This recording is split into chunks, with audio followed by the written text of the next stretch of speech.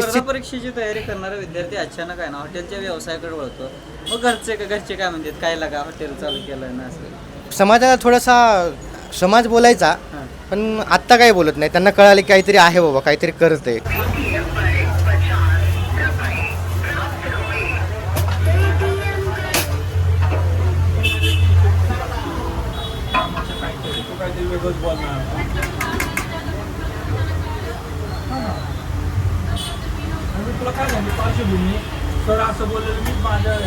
नमस्कार, मी दत्तात्रय संगपाळ. बेधडक चर्चामध्ये आपलं स्वागत आहे. दर्शको, सध्या आपण पुण्यामध्ये पुण्यामधील वेगवेगळी स्टोरी करत असतो. नमस्कार. नमस्कार. काय नाव आपलं? शिवराज कापसे, दादा कुठले तुम्ही प्रॉपर? नांदेड. नांदेड. काय आता पुण्यामध्ये हा पत्ता सांगा पहिल्यांदा एकदा. सदाशिव पेठ, टिळक रोड, पुणे. काय कोणता व्यवसाय आहे तुमचा? हॉटेल व्यवसाय. हॉटेल काय काय काय बनवलं जातं? कढी खिचडी, पोहे, नाश्त्याचे पदार्थ, जेवणाचे पदार्थ पूर्णपणे बनवले जातात. याची सुरुवात कधी झाली ह्या व्यवसायाची? 2022ला. 2022 ला. नांदेडचे तुम्ही इकडं पुण्यामध्ये कसं मी आला? सुरुवातीला MPSC करण्यासाठी आलो आहे बरं. आणि MPSC करत करत मला थोडंसं बिझनेसबद्दल कळायला गेलं की बाबा काय करायला पाहिजे नवीन काही. तर मला बिझनेसची आवड निर्माण झाली. तर मग मला असं वाटलं की विद्यार्थी खूप गावाकडचे आहेत, तर गावाकडच्या विद्यार्थ्यांना गावाकडची चव सहजासहजी मिळत नाही. मिळत. बरोबर. तर मी गावाकडचे प्रोडक्ट सुरू केले. मग त्याला प्रतिसाद वाढत गेला. आज मला 3 वर्ष होत आहेत. किती वाजता सुरुवात होती याची? सकाळी 7 वाजल्यापासून रात्री 10पर्यंत. त्यामुळे बाकीचे पण प्रोडक्ट आम्ही वाढवत चाललो आहे आता एक एक आता एक. काय नाव काय आहे ह्या हॉटेल शिवराज. हॉटेल शिवराज. किती वाजता सुरुवात होती याची? सकाळी 7 वाजल्यापासून रात्री 10पर्यंत. आता पहिल्यांदा इथं आल्यानंतर नाही ना आपल्याला वाटतं की बाबा कुणी सुचवलं, कुणी याला आता यासाठी हां, भांडवल बरोबर, लागतं. बरोबर, बरोबर. अहो, कसं आहे, आपण स्पर्धा परीक्षेचे विद्यार्थी बरोबर, आहे. बरोबर. मग हे सुचवलं कुणी तुम्हाला? हां, हे सुचण्याचा पद्धत मला हॉटेल बिझनेसमध्ये यायचंच होतं. बरं. माझा प्लॅन हाच होता.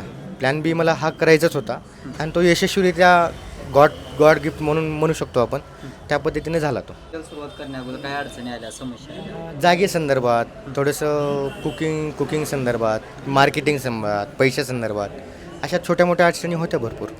आता काय वाटत नाही. आता सगळ्या गोष्टी व्यवस्थित स्थिर होतात. आता परवडतंय का? हां, व्यवस्थित होतं. काही खूप किती छान. आता बरेच जे गाड्या बिड्या टाकलेले असते त्यांचा व्यवस्था, त्यांचं म्हणणं असं आहे की बाबा दिवसाला आपलं 15-20 हजार गल्ला होतोय. हो. तसं या ठिकाणी होतं आरामात 10-12पर्यंत आरामात जातं. दिवसाचा गल्ला. हां, असं खर्च राहून किती राहतंय अंदाजे? जेमतेम 2,500-3,000 तर आरामात राहतात. 2,500-3,000. आपण 2,000 जरी पकडले तरी आपलं बाकी सगळं होऊन आपण एका पाथवर तरी चालतो की बाबा चल होईल कामाला काहीतरी. कोणाला ठेवलं काय तर काय? आहेत ना, किती जण? 2 जण आहेत.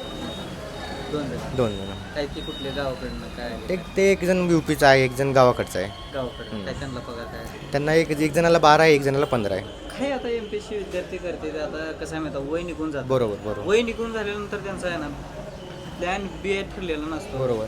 किंवा काही जण त्याच्या डिप्रेशनमध्ये जातात बरोबर. किंवा काहीतरी करण्याच्या मार्गावर बरोबर.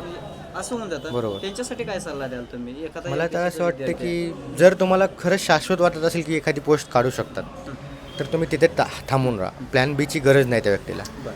पण तुम्हाला वाटते की आपल्याला थोडंसं मागे सगळ्यांना समजतं आहे की आपण काय करायला पाहिजे, मग प्लॅन B असायला पाहिजे सध्याच्या कंडिशनला. तू पुण्यात आलंय, स्पर्धा परीक्षा करताय म्हणजे ती एक हवा झालेली असते. पोरग काय करतं काहीतरी पुण्यामध्ये स्पर्धा परीक्षा. आता पोरग हॉटेल टाकलंय असं झालं का काय तिकडे गावात? आधी सुरुवातीला व्हायचं, भरपूर बोलायचे, पण नंतर नक्की? बोलायचे आपण कुठं हॉटेल करायचं असतं का, हां. आपण आपल्याच्यानं होतं का हे. पण त्यांना एका वेळेनंतर सगळ्या गोष्टी कळाल्या. 1 वर्ष लागलं त्या गोष्टीला, सगळ्या गोष्टीला.